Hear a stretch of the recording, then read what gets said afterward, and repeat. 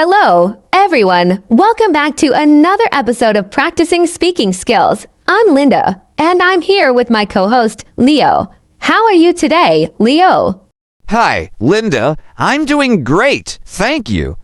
And hello to all our listeners. We're excited to be here with you today to talk about speaking. And not just speaking, but actually feeling comfortable when you speak in English. Yes, Leo, speaking a new language can feel a bit scary, right? But that's okay. Our goal is to help everyone feel less nervous and more confident. Absolutely. Today, we're going to take things step by step. If you're listening, just relax and listen to our conversation. We'll start with some simple tips and fun exercises to help you feel comfortable speaking English. Let's start by talking about why practicing speaking is so important. Leo, have you ever been in a situation where you wanted to say something but didn't feel confident? Oh, yes, many times. I remember when I was learning English, I was afraid of making mistakes. I thought, what if I say something wrong? But then I realized the more I practiced, the better I became. Exactly. Speaking practice helps us get used to using English in real situations. It helps us communicate better, and it also makes us feel more comfortable. The more you speak, the easier it gets. And here's something interesting. Practicing speaking doesn't have to be perfect. Making mistakes is actually a good thing. It helps you learn. So, don't be afraid to make mistakes, everyone. Now, I know that starting to speak can be difficult, especially when you feel shy or unsure. So, here's a tip. Start small. Leo, what do you think? How can people start speaking without feeling too nervous? Starting small is key. You don't need to jump into a big conversation right away. Start by speaking to yourself. You can try talking about your day, or maybe describe what you see around you. Yes, for example, you could say, I'm sitting on a chair, or the weather is sunny. It might sound simple, but these small sentences are a great start. And you can even talk to your pets, or even plants. Chuckles, they won't judge you, so it's good practice. Exactly. And if you don't have pets, you can use a mirror. Just look at yourself and try saying a few sentences.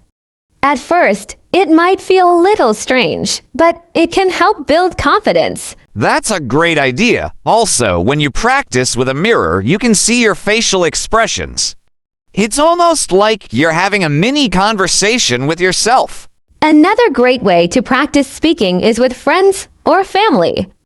If you have someone who speaks English, ask them if they can practice with you. Even a few minutes a day can make a big difference. Yes, and remember, you don't need to talk about big or complicated topics. Start with simple things like asking, "How are you?" or "What did you do today?" And if you don't know anyone who speaks English, you can join an English speaking group or find a language partner online. There are many apps where you can meet people who are also learning English. It's a fun way to practice. Absolutely. And the best part, you can help each other.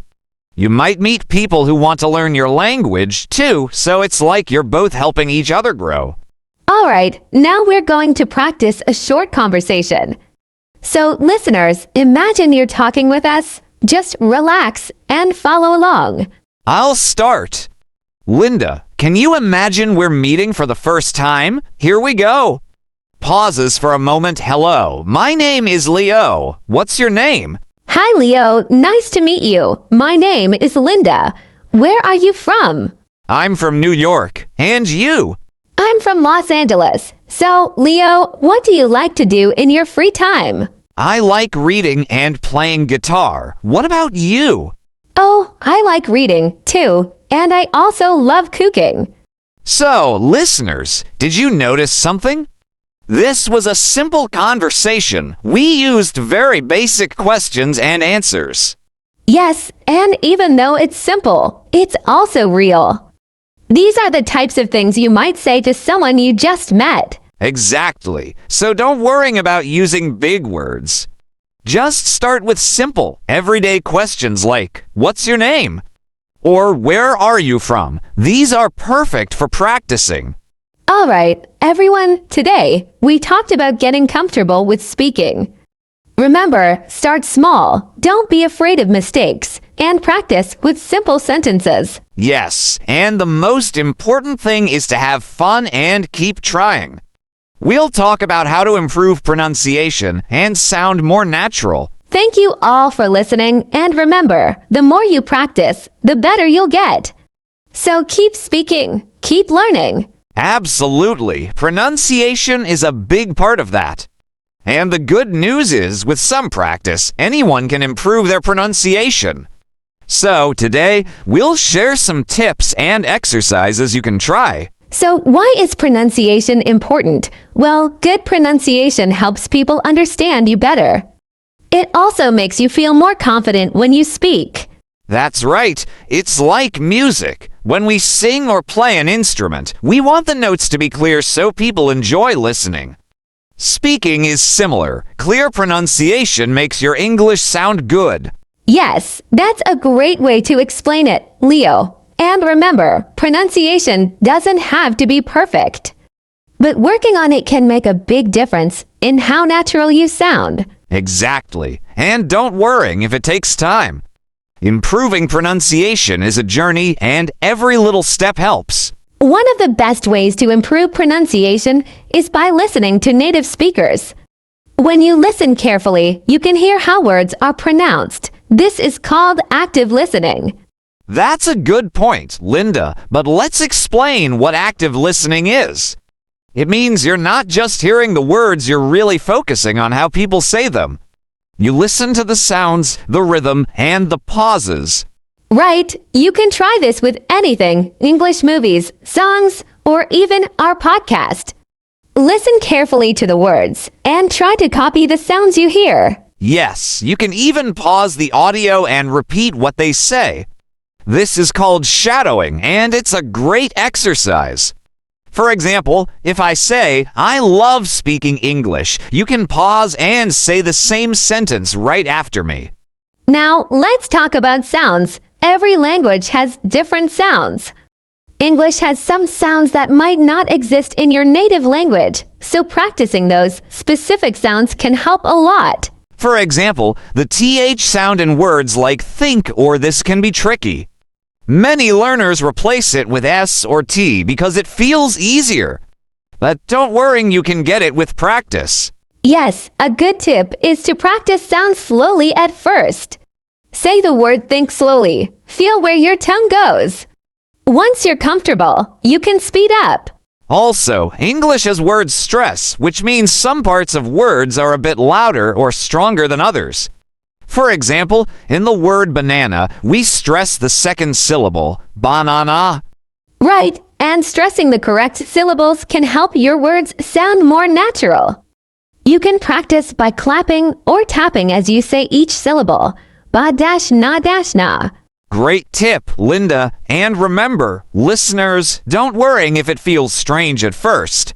Keep practicing, and it'll feel more natural over time. Here's a fun way to practice pronunciation, tongue twisters. They're sentences with similar sounds that make your mouth work a bit harder. Yes, tongue twisters are a great workout for your mouth. Here's a classic one. She sells seashells by the seashore. That's a good one. Try saying it slowly first. She sells seashells by the seashore. Then, when you're comfortable, try to say it a little faster. And here's another. Peter Piper picked a peck of pickled peppers. These sentences help train your tongue and mouth to pronounce sounds correctly. All right, let's do a quick conversation for pronunciation practice. Leo, imagine we're in a coffee shop. I'll start. Hi, Leo. What would you like to drink? I think I'll have a coffee. How about you?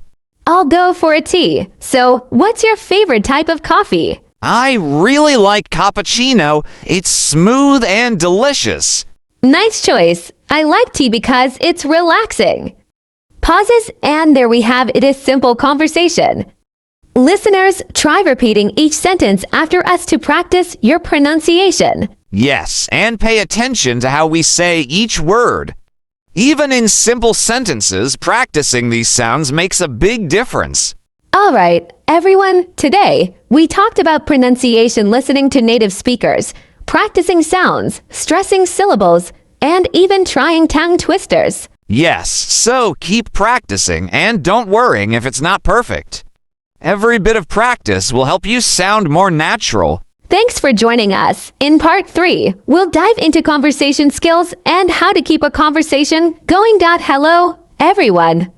Welcome to the final part of our podcast series, Practicing Speaking Skills. I'm Linda, and as always, I'm here with my co-host, Leo. How's it going, Leo? Hey, Linda, I'm doing great, and hello to all our listeners. Thanks for joining us today. We're focusing on how to keep a conversation going. Yes, so far, we've talked about feeling comfortable with speaking and improving pronunciation.